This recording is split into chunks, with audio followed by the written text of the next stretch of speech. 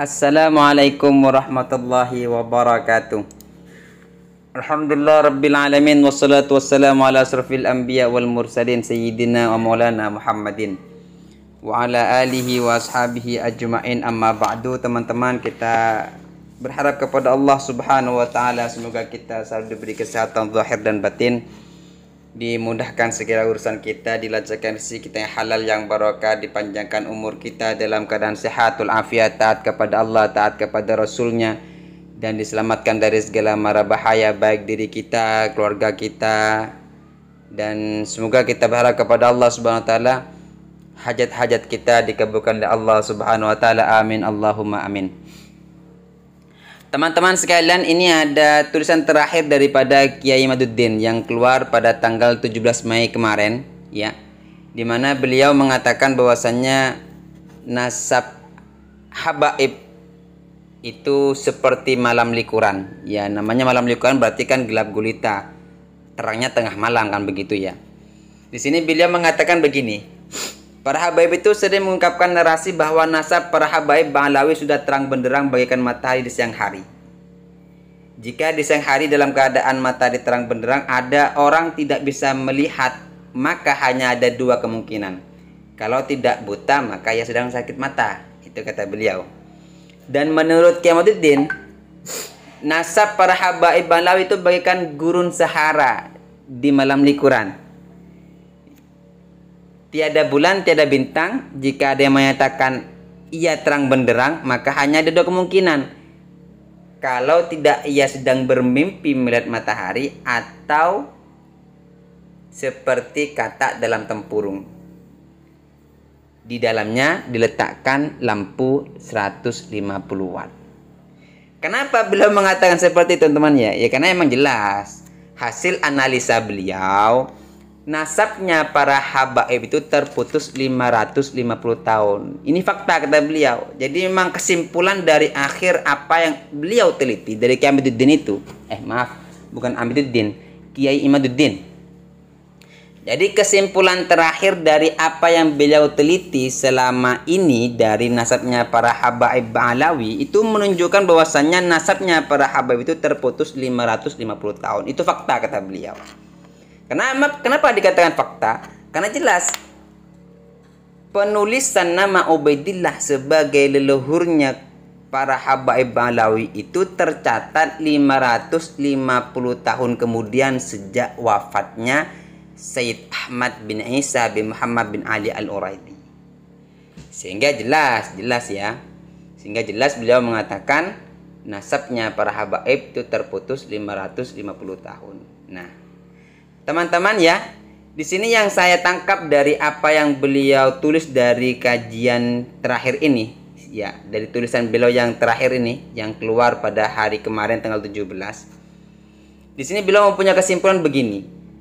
Ulama-ulama yang mencatat nama Ubaidillah sebagai anaknya Ahmad bin Isa itu adalah orang-orang yang dari kalangan mereka sendiri. Artinya dari kalangan para keluarga Ba'alawi sendiri yang masih ada hubungan emosional dengan keluarga Ba'alawi.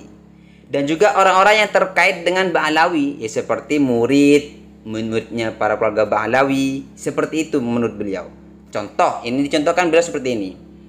Contoh yang pertama, sebagaimana pendapatnya Kiai Imaduddin ya, nasabnya para habaib itu terputus 550 tahun kan ya. Hasil dari karena analisanya Kiai Imaduddin. Pertama kali siapa yang mencatat nama Ubaidillah itu sebagai putranya Ahmad bin Isa adalah Al-Habib Ali bin Abi Bakar As-Sakran yang wafat pada tahun 895 Hijriah. Di mana beliau dalam kitabnya Al-Burqatul Musyiqah mengatakan bahwasanya nama Abdullah bin Ahmad bin Isa yang ditulis oleh Al-Jundi dalam kitabnya As-Suluk fi Tabaqatil Ulama wal Muluk itu adalah Ubaid bin Ahmad bin Isa, leluhurnya keluarga Ba'alawi. Di mana beliau itu mengatakan ya, ini mengatakan Al-Habib Ali As-Sakran mengatakan bahwasanya Ubaid bin Ahmad bin Isa itu adalah yang tercatat di dalam kitab-kitab nasab keluarga Ba'alawi. Yang masyhur dalam keluarga Ba'alawi yang tercatat, yang periwayatannya turun-temurun, ya Ubaid bin Ahmad bin Isa. Ketika beliau menerjemahkan membaca kitab, memahami kitab As-Suluk karangannya Al-Janadi atau Al-Jundi, beliau menemukan pemahaman bahwasanya bahasanya Kiai Amiduddin itu asumsi. Jadi berasumsi bahwasanya Abdullah bin Ahmad yang disebut oleh Al-Janadi itu adalah Ubaidillah, adalah Ubaid bin Ahmad bin Isa. Perkara itu perubahan kata awalnya dari Ubaid menjadi Ubaidullah itu karena asumsinya Al-Habib Ali bin Abi Bakar Sakan bahwa beliau orang yang tawadhu kan, ya rendah diri. Sehingga dan beliau ini Al-Habib Ali Sakan kan memang keturunan beliau, keturunan daripada Ubaid bin Isa. Jadi wajarlah ketika beliau mencatat pertama kali nama Abdullah atau nama Ubaidillah sebagai putra Ahmad bin Isa. Yang kedua, ada hubungan guru. Ya, ada hubungan guru. Seperti Syekh Yusuf An-Nabhani, ini kata Yusuf An-Nabhani. Syekh Yusuf An-Nabhani dalam kitabnya Yadul Jannah fi Adzkaril Quran wa Sunnah kan ya, beliau memuji betul, sangat memuji keluarga Ba'alawi. Ya, sebagaimana saya sampaikan di dalam video saya sebelumnya itu kan ya, betulkah keluarga Ba'alawi itu nasabnya paling sahih kan begitu ya? Itu bahasanya Syekh Yusuf An-Nabhani mengatakan memang keluarga Ba'alawi itu keluarga Nabi yang paling sahih nasabnya. Sehingga ada yang bertanya atas dasar apa itu dikatakan paling sahih. Toh sebenarnya Syekh Yusuf An-Nabhani adalah seorang sufi, bukan seorang ahli nasab. Beliau adalah seorang penyair, sastrawan, seorang qadhi. Atas dasar apa? Ternyata kata Kiai Imaduddin itu ada hubungan emosional, yakni antara guru sama murid. Nah, gitu. Dimana kata beliau, ya, Syekh Yusuf An-Nabhani itu mengatakan, ya, asahun nasab ahli baitin nubuwah itu ya keluarga Ba'alawi kan ya. Dan beliau ini menjadi rujukan para pembela nasab Ba'alawi, itu kata Kiai Imaduddin. Kata Kiai Imaduddin ya. Di mana timbulnya bahasa seperti itu. Kenapa Syekh Yusuf An-Nabhani mengatakan nasabnya Ba'alawi paling sahih nasabnya? Ya karena beliau itu bermuasyarah. Artinya berteman, bermujalasa. Mereka itu suka berteman dengan orang-orang, bertemu dengan orang-orang keluarga Ba'alawi yang memang akhlaknya bagus gitu, akhlaknya bagus. Sehingga dari penampilan yang ditemukan oleh Syekh Yusuf An-Nabhani itu, beliau punya asumsi mengatakan, wah keluarga Ba'alawi itulah keluarga yang paling sahih nasabnya sesuai akhlak mereka. Sehingga Kiai Imaduddin memasukkan pendapatnya Syekh Yusuf An-Nabhani ini dalam kategori husnudzon. Kan jelas kan ya husnudzon kan ya. Seperti dalam artikel-artikel sebelumnya Kiai Imaduddin mengatakan nasab Ba'alawi jelas terputus 500 tahun. Ya, jelas itu rojehnya begitu. Sehingga boleh pendapat marjuh husnudzon dengan ketersambungan keluarga silsilah nasab Ba'alawi itu ya. Sehingga Syekh Yusuf An-Nabhani mengatakan bahwasanya nasabnya Ba'alawi paling sahih itu berdasarkan husnudzon. Itu yang saya tangkap dari apa yang disimpulkan oleh Kiai Imaduddin dalam artikel terakhir ini. Yang ketiga juga di situ Kiai Imaduddin menyinggung nama Ibnu Hajar. Di mana Ibnu Hajar ini dalam kitabnya Ats-Tsabat, Ibnu Hajar itu menulis nasab Ba'alawi sehingga beliau dijadikan rujukan oleh para pembela nasab Ba'alawi yang mengatakan sejak zaman dulu sesuai kapasitasnya Al-Imam Ibnu Hajar Al-Haytami, Syekh Ibnu Hajar Al-Haytami, beliau menulis dalam silsilahnya nasab Ba'alawi dalam kitabnya Tsabat Ibnu Hajar. Namun setelah beliau teliti ulang, ya katanya Kiai Imaduddin ya, ini saya kutip dari apa yang beliau tulis ini. Beliau itu Syekh Ibnu Hajar menulis nasabnya Ba'alawi itu karena beliau mengutip dawuh gurunya yaitu Al-Habib Abu Bakar Al-Idrus, di mana pengakuan dari gurunya beliau itu punya sanad hirqah. Sanad hirqah itu dalam sanad memakai baju kesufian. Itu dari beliau mengatakan punya sanad hirqah dari leluhurnya. Jadi Al-Habib Abu Bakar Al-Idrus itu mengatakan beliau punya sanad, selain punya sanad Hirqah dari Syekh Abdul Qadir Jailani yang bersambung kepada Syekh Abdul Qadir Jailani ya, juga beliau punya sanad yang bersambung kepada leluhur mereka, leluhur beliau sampai ke Rasulullah Muhammad SAW. Makanya sanad Hirqah itu ditulis oleh Syekh Ibnu Hajar Al-Haytami di dalam kitabnya Tsabat Ibnu Hajar. Nah itu ya, itu yang saya tangkap dari apa yang disebutkan, apa artikel yang ditulis oleh Qiyamaduddin ini. Yang keempat, beliau menyinggung Syekh Murtada Zabidi. Ya, kalau teman-teman pernah ngikutin video saya yang tentang tentang kitab Ar-Raddul Jali ya.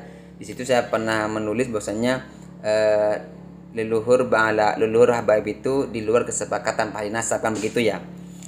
Di sini mohon maaf, Kiai Imaduddin di sini mengatakan bahwasanya itu atas permintaan dari gurunya untuk mencatat nasab Ba'lawi itu. Ya memang betul.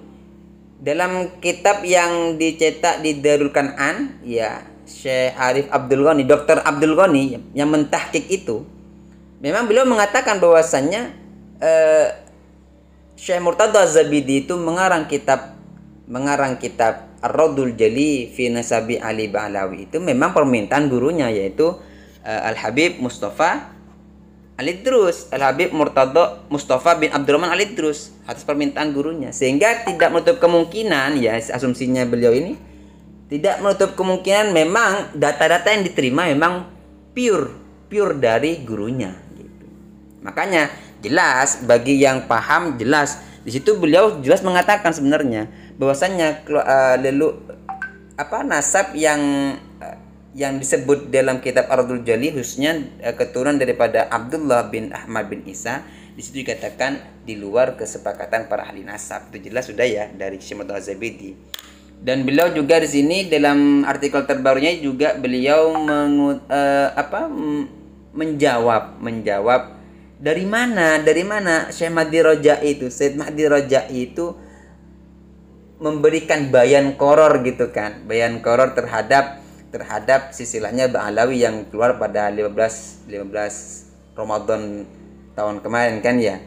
Dan memang dalam kitab Al-Mu'aqibun karangan Syekh Mahdi Raja'i juga mencatat bahwasanya beliau Ahmad bin Isa itu punya anak 4, yaitu Muhammad, Ali, Husin dan Ubaidillah. Nah, di sini saya perhatikan dari mana sih Syekh Mahdi Raja'i itu mendapatkan nama Ubaidillah ini gitu. Ternyata beliau dapatkan dalam kitab Tahdzibul Hadaidil Albab. Di situ beliau ketika mentahqiq kitab ini tahun 1138 Hijriah pengarangnya yang wafat ya. Artinya abad 12.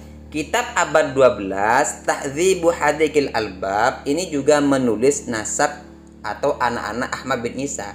Di situ tidak menulis nama Abdullah, tetapi beliau dalam ta'liknya beliau mentaklik, artinya memberikan footnote, bahasa kita footnote dalam karya ilmiah anak-anak santri, anak-anak mahasiswa itu footnote. Di footnote-nya itu beliau mengatakan bahwasanya Syekh Al-Mar'asi An-Najafi itu mengatakan anaknya Ahmad bin Isa ada yang bernama Ubaidillah. Jadi jelas ya bahwasanya di sini Said Mahdi Raja'i itu mengikuti pendapatnya Syekh Al-Mar'asi. Di mana Syekh Al-Mar'asi ini adalah di mana Syekh Mahdi Raja'i itu juga bekerja di yayasannya Syekh Al-Mar'asi An-Najafi, itu Syekh Al-Mar'asi An-Najafi yang nama aslinya adalah Syekh Sihabuddin Al-Mar'asi An-Najafi. Nah, ini teman-teman ya yang jadi pokok. Nah, teman-teman ya yang menjadi pokok perhatian saya di tulisan terakhir Kiai Imaduddin ini, beliau di akhir tulisan ini mengatakan begini, menyinggung masalah metode beliau di dalam mentahqiq nasab, gampang gitu ya, di mana metode konfirmasi kitab nasab zaman itu tidak diperlukan, dan persyaratan konfirmasi kitab zaman yang yang Kiai Imaduddin buat untuk menakar keabsahan silsilah nasab Balawi itu menurut sebagian orang itu nggak perlu. Nah, di sini beliau itu mengutip ucapannya seorang ahli nasab yang masih hidup di Hijaz, yaitu Sayyid Ibrahim bin Mansur dalam kitabnya Al-Ifadhah. Beliau Sayyid Ibrahim bin Mansur ini mengatakan ammal adillatu ala anna da'wal mutaakhirin min tabariyin lin nasabil Husainil Alawi hadithatun la aslalaha. Inna kutubat tawarikhi al mutaqaddimati lam tarfa nasabat tabariyin ilan nasabil Husainil Alawi. Kitab Al-Ifadhah halaman 56. Ini beliau kutip. Adapun dalil-dalil bahwa pengakuan orang-orang belakangan dari kaum Tabariyah kepada nasab Al-Husaini Al-Alawi itu adalah pengakuan baru yang tidak mempunyai dasar, alias pengakuan baru. Kitab-kitab tarikh yang tua tidak menyambungkan nasab kaum Tabariyah kepada nasab Al-Husaini Al-Alawi. Nah, dari sini Kiai Imaduddin itu memberikan pemahaman kepada kita sesuai pendapatnya Said Ibrahim bin Mansur ini yang menyatakan nasab kaum Tabariyah di Mekah itu tidak tersambung ke Al-Husaini. Kitab-kitab tua yang menyatakan nasab kaum Tabariyah itu terputus, padahal kaum Tabariyah dikenal pada abad 14 sebagai keturunan Nabi yang derajatnya, kemasyhurannya sudah istifadhah, sudah semua orang tahu gitu, sebagai keturunan Nabi Muhammad. Tetapi Sayyid Ibrahim bin Mansur ini mengatakan itu nggak ada dasarnya. Kenapa? Karena ada keterputusan sanad di dalam penyebutan silsilah nasabnya kaum Tabariyah. Sehingga ya juga wajar ketika Kiai Imad itu juga mengatakan nasabnya Ba'alawi itu juga tidak terkonfirmasi. Kenapa? Karena terputus selama 550 tahun sejak abad ke-4, ke-5, ke-6, ke-7, ke-8. Tidak ada nama-nama kitab-kitab yang menjelaskan leluhurnya Ba'alawi yang bernama Ubaidillah sebagai anak Ahmad Al-Muhajir atau Ahmad bin Isa. Nah, teman-teman sekalian, sehingga beliau ini sudah sikapnya jelas ya. Sikapnya jelas sudah. Dengan dasar seperti ini beliau jelas bahwasanya memang sesuai prinsip beliau, memang nasab Ba'alawi itu dikatakan terputus 550 tahun, tidak terkonfirmasi sesuai dengan kitab-kitab tua. Ya, alasannya meskipun nasabnya keluarga Tabariyah itu, orang-orang Tabariyah itu dikatakan mansub kepada Al-Husaini, toh kitab-kitab tua tidak nyambung ke sana, nggak ada persambungannya, nggak ada dasarnya. Bisa dikatakan meskipun nasab Ba'alawi itu masyhur, tetapi tidak ada dasar ketersambungannya selama 550 tahun. Demikian saya tangkap dari apa yang ditulis oleh Kiai Imaduddin dalam artikel terakhir ini. Kurang lebihnya mohon maaf. Wassalamualaikum warahmatullahi wabarakatuh.